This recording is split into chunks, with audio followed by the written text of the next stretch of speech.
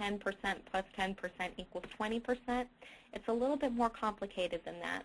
But it's important for you to note that each condition is in fact rated separately, because if a veteran, for example, has something like a gunshot wound, that gunshot wound could lead to quite a large rating.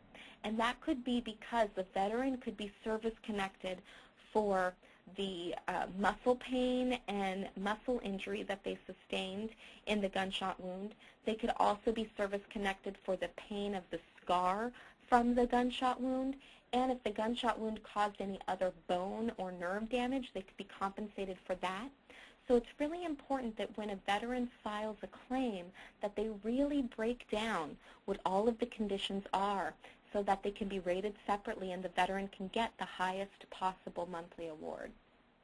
For veterans that have received a total rating of 30% or higher, they can also receive extra compensation for their spouse, dependent children, or dependent parents. And family members who are eligible to receive veterans benefits, their family members' eligibility is going to be determined by the VA's eligibility for the veteran, as well as how much money the veteran themselves is getting.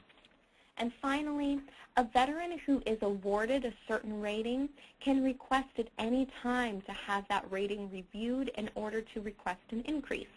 All a veteran has to do to request an increased rating is fill out a form or write a letter to the VA saying that they're interested in looking at an increased rating for XYZ condition. And then the VA will be responsible to set them up with an exam, or if you have records showing that the disease became more severe, you can submit that documentation in order to check and see whether or not they can in fact get